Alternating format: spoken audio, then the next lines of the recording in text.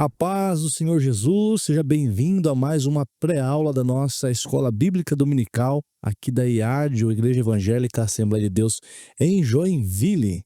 Eu sou o pastor Eduardo e eu estou aqui para comentar a lição de número 4 desse último trimestre de 2025. E o título da nossa lição de hoje é O Corpo como Templo do Espírito Santo. O texto áureo desta lição encontra-se em 1 Coríntios, capítulo 6, e o versículo 19, que diz: Ou não sabeis que o nosso corpo é o templo do Espírito Santo, que habita em vós, proveniente de Deus, e que não sois de vós mesmos? A verdade prática nos diz que ter consciência de que nosso corpo é a habitação do Espírito Santo faz toda a diferença na maneira como o possuímos. Glória a Deus. A leitura bíblica em classe será feita a partir dos textos de 1 Coríntios, capítulo 3, versículos 16 e 17, e também 1 Coríntios 6, do versículo 15 até o versículo 20. Enquanto ainda estamos na introdução desta pré-aula, eu já quero convidar você a se inscrever no nosso canal, deixar aqui o seu like, a sua contribuição, para que essa página, que esse perfil, que esse canal do YouTube alcance mais pessoas, fazendo então com que o ensino da palavra de Deus chegue a mais pessoas também. Amém? Que Deus abençoe. Vamos lá para a nossa introdução. Nossa introdução diz o seguinte: na lição anterior, vimos como o pecado afetou o corpo humano, trazendo sofrimento e morte. Mas vimos também que a obra redentora de Cristo é poderosa para restaurar todas as coisas, o que inclui a redenção da nossa matéria corrompida. Nesta lição, estudaremos a respeito do corpo como templo do Espírito Santo, enfatizando sua importância e necessidade de cuidado, principalmente quanto à santificação. Glória a Deus. Entender e compreender que o nosso corpo não é um objeto distinto da criação de Deus, ou seja, que ele não é uma matéria desprezível, uma matéria que não tem utilidade, não tem valor, é importante para esse aspecto doutrinário.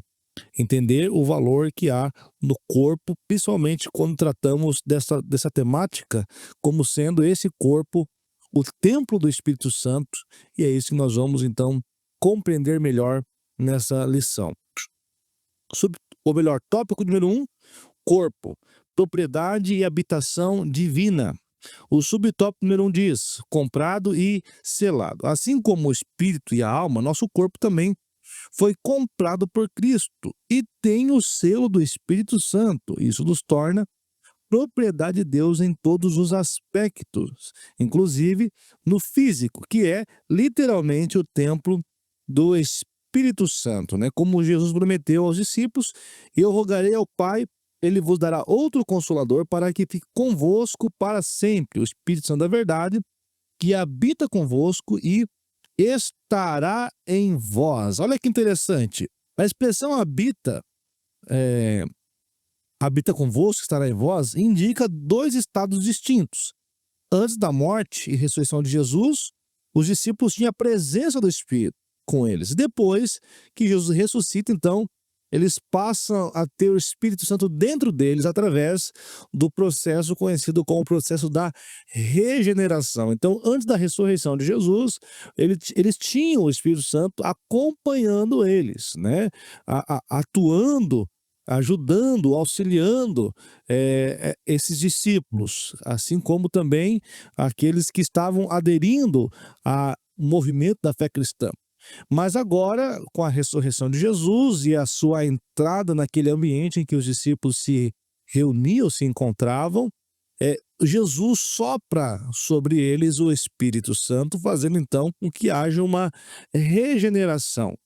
E através dessa regeneração, o Espírito Santo não mais os acompanha como de forma externa, mas o Espírito passa a fazer morada de maneira interna nos corações daqueles discípulos. Esta morada indica que agora o seu corpo tem proprietário, o seu corpo agora tem dono. É por isso que Paulo se utiliza de termos tão intrínsecos quando fala, por exemplo, não vivo mais eu, mas Cristo vive em mim. Ou seja, não vivo mais a minha vontade, mas eu vivo a vontade de Cristo.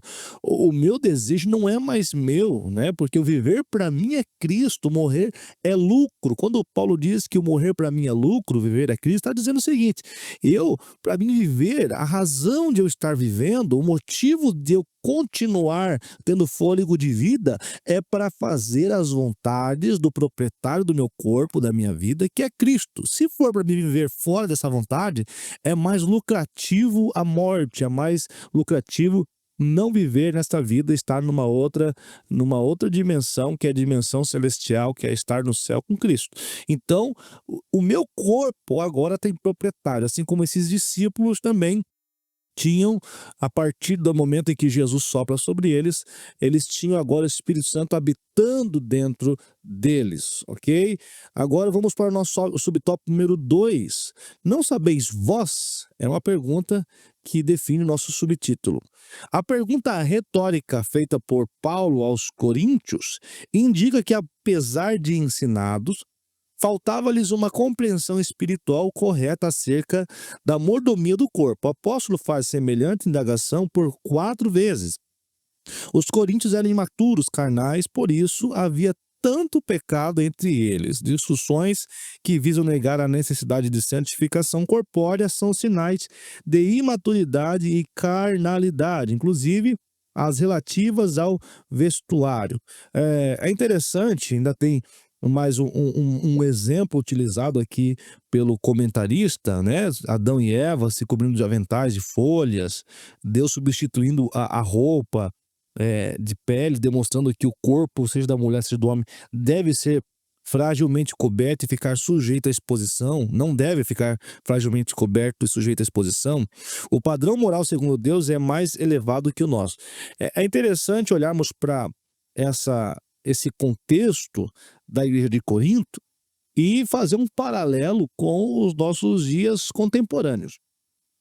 Há uma filosofia que se prega muito hoje, principalmente aqui no nosso país. É um país laico, um país onde o evangelho é difundido e há uma liberdade religiosa, onde essa filosofia, a filosofia de que Deus, ele ama a mim do jeito que eu sou, e com certeza isso é uma verdade, Deus nos ama do jeito que nós somos, porém, isso não indica que Deus concorde, compactue com os nossos comportamentos. Deus deseja salvar todos os homens. Deus amou o mundo de tal maneira que deu seu único filho. Então, ele ama todos. Isto é um fato. Porém, o nosso comportamento, agora falando sobre o corpo, principalmente da forma externa, ele revela o que está dentro de nós, de forma interna. Eu não estou dizendo que isso é um padrão, eu não estou dizendo que apenas o externo é uma evidência do que está dentro, porque eu posso, só para os irmãos entenderem, eu posso ser uma pessoa aparentemente bem comportada externamente, mas por dentro estar contaminado. Mas isso não é uma justificativa para mim poder andar externamente da forma que eu bem quero, me comportar como eu bem quero, sobre o pretexto de dizer que Deus conhece o meu coração. Então, um erro não pode justificar o outro, e é o que nós temos visto. As pessoas se deleitam em seus pecados, têm práticas pecaminosas, promíscuas, sob o pretexto de que Deus conhece os seus corações. E de que o físico não importa, de que o externo, o aparente, não importa, porque Deus conhece o que está dentro. De fato, Deus conhece. Só que, como nós podemos ver nessa lição, em toda ela, que trata de corpo, alma e espírito, é visível o fato de que Deus se importa também com o que está sendo exposto. O veículo da nossa alma e espírito, que é o corpo, ele precisa estar alinhado com o padrão moral, o padrão de caráter que existe dentro de mim, que é a alma e o espírito. Então, o pretexto que é usado para se fazer o que quer com o corpo, sob a alegação de que Deus conhece o coração, conhece a alma, o espírito, é equivocado. Não podemos usar um erro para justificar o outro, embora saibamos que existem pessoas que externamente, aparentemente, parecem muito boas, um comportamento, um padrão de comportamento físico externo que dá, de certo, um bom testemunho, e às vezes por dentro está estragado. Mas também isso não é uma justificativa plausível, né? Ambos estão errados e, como diz o apóstolo Paulo, 1 Coríntios capítulo 5, importa que seja irrepreensível, se mantenha irrepreensível todo o vosso corpo, e alma e espírito. Então, são os três elementos da tricotomia humana que precisam se manter irrepreensíveis. O subtópico número 3, propriedade e domínio. O detentor da propriedade deve ser também o domínio, deve ter também o domínio. Se pertencemos ao Espírito, devemos viver sob o seu domínio. Como enfatiza Paulo, nosso corpo é para o Senhor e não para as impurezas. Somos membros de Cristo e templo do Deus vivente. Por isso, o pecado contra o corpo ofende gravemente a santidade de Deus e produz terríveis sofrimentos, né?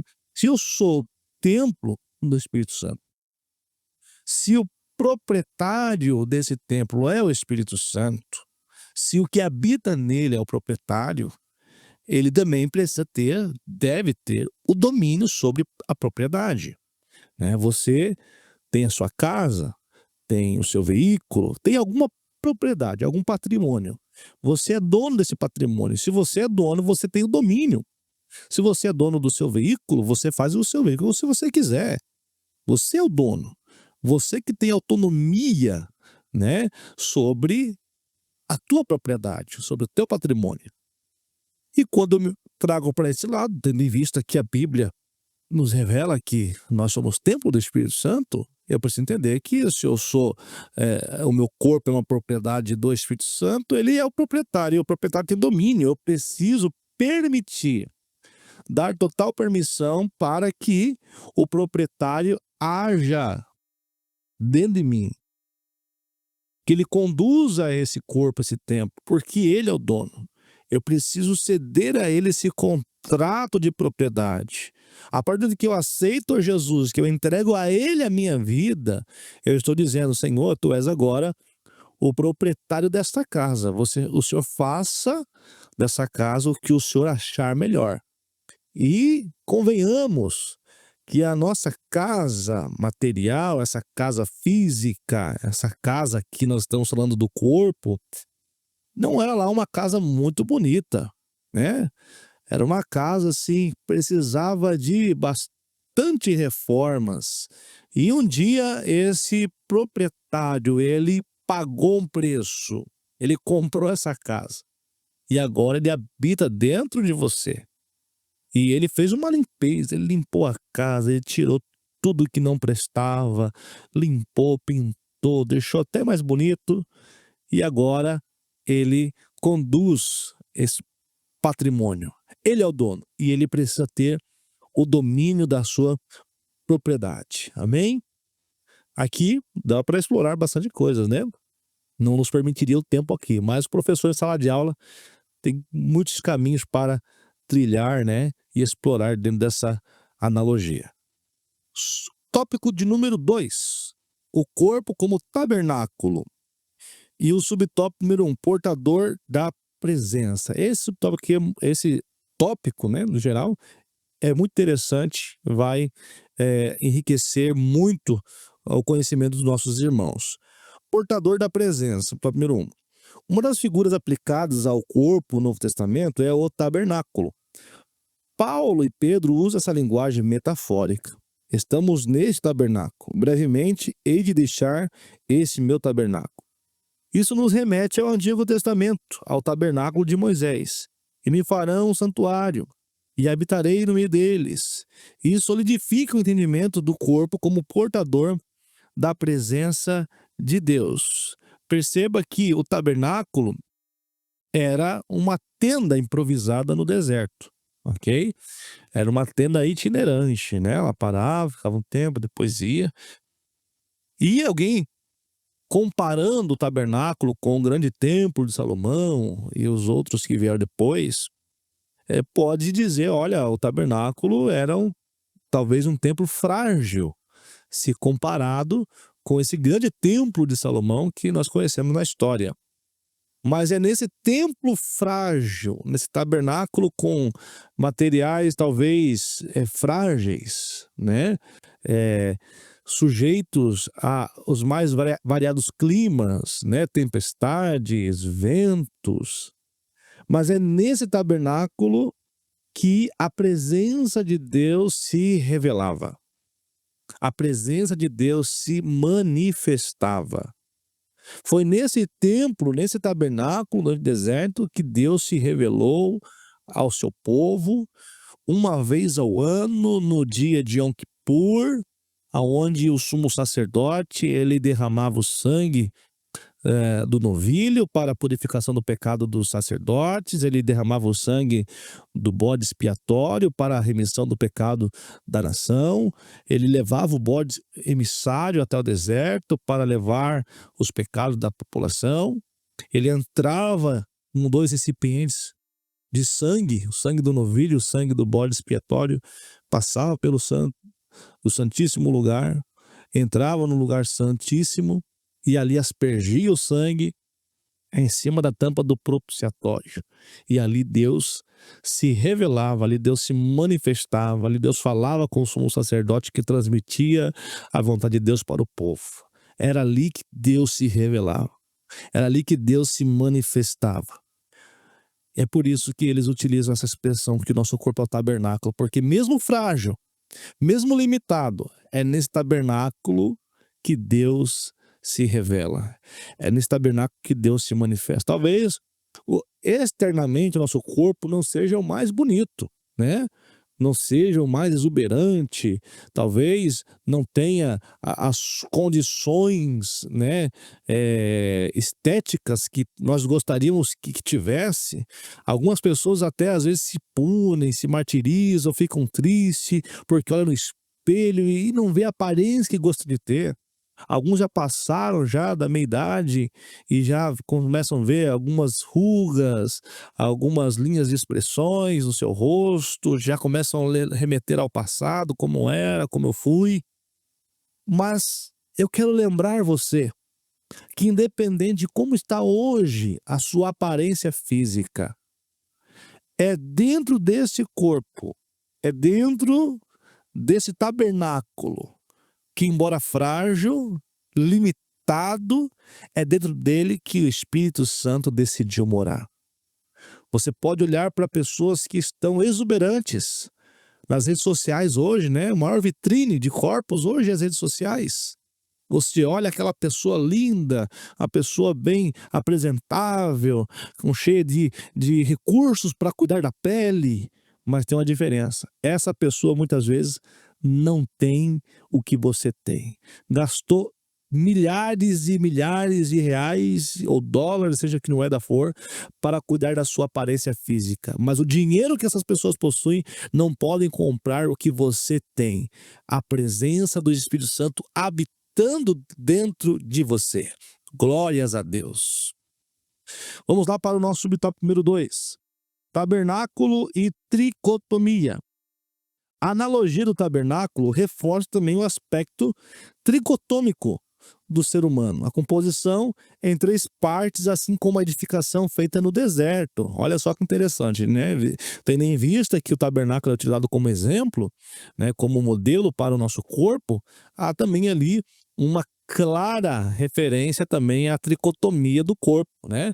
Porque lá no tabernáculo nós tínhamos o pátio externo, né, onde o sumo sacerdote ele entrava, né, tinha a porta de entrada, havia o pátio externo. O primeiro utensílio ali era o altar do sacrifício, depois havia a pia de bronze, tudo isso no ambiente externo, o pátio externo. Então, indica uma primeira parte. A parte número 1 é o pátio exterior, pátio externo, né? Depois que o sumo sacerdote limpava suas mãos na pia de bronze, então ele entrava dentro do tabernáculo em si, e ali havia o local denominado santo, lugar santo. Esse lugar santo tinha 3 utensílios. Do lado esquerdo você poderia ver o candelabro, a menorá. Do lado direito, a mesa com os pães da proposição. E da frente, né, bem diante do olhar do sumo sacerdote, estava ali o altar do incenso. E um pouco atrás do altar de incenso, uma cortina, né? Então esse é o lugar santo. Segundo lugar. Primeiro lugar, o pátio externo. Segundo lugar, o lugar santo. Candelabro, menorá, no caso. Mesa com pães da proposição, altar de incenso. O segundo lugar. A cortina era o véu. Na verdade, o tabernáculo é um retângulo. E esse retângulo é dividido em 2 ambientes. O lugar santo tem uma cortina e atrás da cortina, lugar santíssimo. Olha que interessante. Te lembra alguma coisa? Paulo diz, né? Ou melhor, Hebreus fala que a palavra de Deus, ela é mais afiada que qualquer espada de 2 gumes, que tem o poder de penetrar até a divisão da alma e do espírito. Perceba, o tabernáculo é uma coisa só. Assim como a parte material, nós já aprendemos que a parte material também é uma coisa só. É uma coisa só, a parte material, só que é dividida em 2 partes, em dois elementos, que é alma e espírito. E como eles se utilizam desse termo, o tabernáculo, para se referir, fica claro a explicação e a analogia. Assim como o tabernáculo também é um retângulo, é um ambiente só, mas dividido pelo véu, o véu que separa o lugar santo do lugar santíssimo. Então nós temos aqui uma clara analogia à tricotomia humana. Parte externo, lugar santo e lugar santíssimo, separado apenas por um véu. Assim também é o nosso corpo, alma e espírito. O corpo é a parte externa, física, material, e a parte material é a alma e o espírito, embora inseparáveis, né? Elas são distintas uma da outra, né? Assim como o lugar santo é distinto do lugar santíssimo, até por questão de cultura, tradição e lei, né? Você vai ver que havia uma lei, a lei para os sumos sacerdotes entrar no lugar santo. Também havia uma outra regra para se entrar no lugar santíssimo. Não era todos os dias ou toda semana, como o lugar santo, por exemplo. Lugar santo, só para os irmãos terem uma ideia, toda semana se entrava no lugar santo para fazer a reposição dos pães na mesa do pão da preposição, para fazer a manutenção das velas da menorá, né? Agora, o lugar santíssimo não. O lugar santíssimo tinha data específica para entrar. Tá entendendo? Então isso é uma clara analogia que reforça o argumento da tricotomia. Deus abençoe. Vamos lá então para o nosso subtópico número 3. Um tabernáculo guiado. Outra lição espiritual que extraímos da metáfora do tabernáculo é a importância de ter a presença de Deus como guia permanente e eficaz em nossa vida. Olha só que interessante. Se a nuvem do Senhor que estava sobre o tabernáculo se levantava, os filhos de Israel caminhavam. Se não se levantavam, permaneciam no mesmo lugar. Eles estavam debaixo da obediência. O tabernáculo era a referência. Enquanto a nuvem estava sobre o tabernáculo, eles entendiam, é para ficar aqui, vamos parar aqui. Porque o tabernáculo era o tabernáculo que estava a presença de Deus. É nesse tabernáculo que habitava a presença de Deus. Uma vez que a nuvem saía, então eles entendiam, ó, o tabernáculo precisa ir para outro lugar. Tabernáculos para outro lugar. Então, o tabernáculo é o ponto de referência da localização do povo hebreu. Então, aonde o tabernáculo ia, com a nuvem, ali estava o povo indo também. Assim deve ser nós. Se nós somos o tabernáculo, né? Como diz aqui o apóstolo Paulo e Pedro, nós também devemos ser guiados por Deus. Essa nuvem que guiava o tabernáculo. Assim também devemos ser sensíveis ao Espírito Santo, ao ponto de ser guiados, como foi o tema passado aqui da nossa igreja, conduzidos pelo Espírito Santo. Se ele é o dominador, se ele é o proprietário, se ele tem o domínio, né, o registro deste imóvel, o registro desta casa, desse patrimônio, ele precisa também conduzir ao seu bel prazer, a sua vontade. A vontade é dele, não a minha. Ele que decide e não sou eu. E é importante frisar aqui que o Espírito Santo, já que estamos falando sobre o proprietário deste templo, O Espírito Santo, ele é a terceira pessoa da Trindade. Ou seja, ele é Deus. E o que nós temos visto muitas vezes, nos dias atuais, é um certo determinismo, as pessoas querendo usar o Espírito Santo. Espírito Santo determina que tu faça isso, Espírito Santo quer que tu faça aquilo, como se o Espírito Santo fosse um garçom ao nossa disposição, ao nosso serviço, que ele tem que fazer conforme os nossos caprichos, nossas vontades.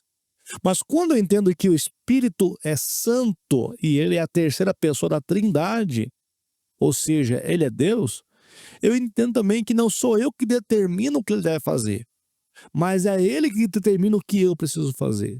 Não sou eu que conduzo as ações do Espírito Santo, mas é o Espírito Santo que conduz as minhas ações. Não sou eu que digo ao Espírito Santo o que é mais importante, o que é mais necessário. É o Espírito Santo, através dos seus atributos divinos, que olha para mim e mostra para mim, revela para mim o que é necessário, o que é importante, mesmo que para mim, talvez, nesse exato momento, pareça não ser. Mas como ele é conhecedor de tudo, porque ele é Deus, ele sabe o que é melhor para mim. É nisso que entra, então, o aspecto de ser conduzido pelo Espírito Santo. Amém? Vamos lá para o nosso tópico de número 3. Cuidando do templo do Espírito. Subtópico número 1. Fugir da prostituição. Né?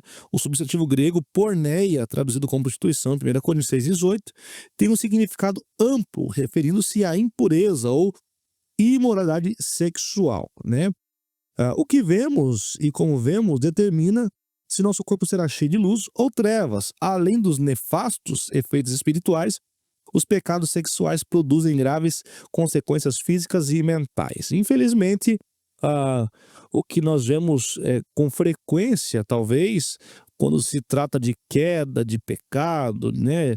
A grande maioria dos problemas morais, éticos, morais, de pecado que nós vemos, são de natureza sexual, infelizmente. E isso se dá em várias camadas, seja na camada da pornografia, na camada da fornicação, do adultério. Isso é pecado sexual, né? E é onde o inimigo tenta e investe para que haja, então, esse tipo de comportamento inadequado, esse comportamento promíscuo. O sexo, ele é divino. Deus criou o sexo. Só que o sexo, ele precisa ser tratado, enxergado, visualizado como uma ação divina, como algo divino, como a vontade de Deus. Ou seja, se é de Deus, não deve ser banalizado. Se é de Deus, deve ser cuidado, assim como qualquer outra coisa que vem de Deus. A exemplo do corpo, nós cuidamos do corpo. A exemplo dos dons, prezamos pelos dons, cuidamos dos dons, não banalizamos os dons. Assim também deve ser a questão sexual. Não devemos banalizar, devemos cuidar para que não haja esse perigo. Por isso que Paulo dá esse conselho: fugir da prostituição. Fuja. Fuja de tudo aquilo que traz algum tipo de gatilho. Fuja daquilo que traz uma aparência. Fuja daquilo que talvez você sabe que vai ser engodado por aquilo e tentado à queda. Fuja. Paulo diz, né? A Bíblia diz, resistir ao diabo e ele fugirá de vós. E é assim que nós resistimos às tentações, aos pecados de natureza e de ordem sexual. Paulo aconselha: por que fugir da prostituição? Porque a prostituição é um pecado que começa no interno, mas se materializa no externo. E Jesus é muito claro quando ele traz e desperta a consciência que a cobiça de uma mulher que não é sua já se torna motivo de adultério. Você cobiçou, você já adulterou, você já pecou. Quanto mais a prática, quanto mais o ato. Então, Paulo, conhecedor disso, ele traz esse conselho: fuja da prostituição. Não permita que o seu corpo, que é um objeto de adoração a Deus, se torne objeto de escândalo, mas que ele se torne objeto de glorificação ao nome do Senhor. Subtópico número 2, disciplinas espirituais. Para uma vida espiritual plena como o templo do Espírito Santo, não basta que os membros do corpo deixem ser instrumentos do pecado. É preciso apresentá-los a Deus como instrumentos de justiça e culto, em sacrifício vivo, santo e agradável a Deus. É por meio do corpo que praticamos as mais importantes disciplinas da nossa vida espiritual, como o jejum, a oração, o estudo da palavra de Deus, que são fundamentais para uma contínua e fluente agência do Espírito Santo em nossas vidas, né? E nos capacita para servir a Cristo e habita em nosso coração como penhor da nossa eterna redenção, né? Então, esse corpo que pode ser usado para tantas coisas erradas, como eu já falei, ele deve ser, né, como objeto de adoração a Deus, utilizado para agradar ao Senhor.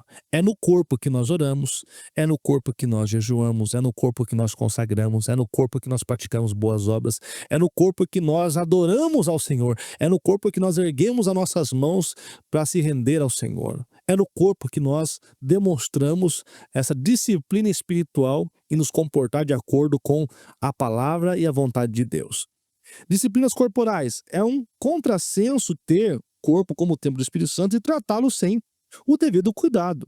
Dentre esses cuidados estão a quantidade e qualidade da nossa alimentação.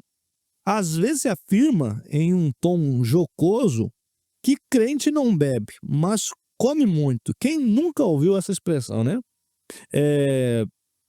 Não seria reflexo da falta de moderação de alguns? Além do aspecto alimentar, descanso, especialmente o sono, né? E exercícios físicos também são importantes cuidados para o corpo, a mente. Cabe-nos também fazer uso regular dos meios de saúde preventivos e curativos disponíveis. Então, por mais que haja essa expressão famosa, que a gente não bebe, não fuma, mas come muito bem, né? Acaba o culto, depois do culto bate aquela fome, todo mundo quer comer um lanche, comer alguma coisa, uma pizza, fazer uma janta em casa, é muito bom, né? Todo mundo gosta de se alimentar bem, mas é necessário o equilíbrio também, né? Quando tudo que é em excesso faz mal, tudo em excesso se torna pecado. Até coisas religiosas em excesso fazem mal. Mas quando há o equilíbrio é a chave, é a palavra-chave para tudo, né? O equilíbrio. Entender que o nosso corpo, ele é o templo do Espírito Santo, também entender que eu preciso cuidar desse templo. Eu preciso manter esse templo em ordem, cuidar, para que ele esteja sempre bem saudável, para que viva muitos anos fazendo a vontade de Deus, né? Há pessoas que, infelizmente, né, talvez um testemunho não muito agradável para compartilhar aqui, mas infelizmente há pessoas que eram grandes ferramentas na mão do Senhor, potenciais ferramentas para fazer a obra de Deus, mas às vezes pelo descuido, né, na questão da alimentação, principalmente, acabaram partindo mais cedo e claro que tudo Deus tem uma vontade, mas também é o nosso cuidado, a nossa parte de cuidar também do corpo, né? Em todos os aspectos, seja na alimentação, no sono, no cuidado da saúde, exercício físico, é sempre bom cuidar do nosso corpo. Conclusão: corpo e mente saudáveis nos tornam mais dispostos para adorar e servir a Deus. Que vivamos de maneira sábia e equilibrada como templo do Espírito. Um elevado privilégio, fruto da graça de Deus em Cristo Jesus. Que Deus abençoe. Até a próxima lição, se Deus permitir. A paz do Senhor.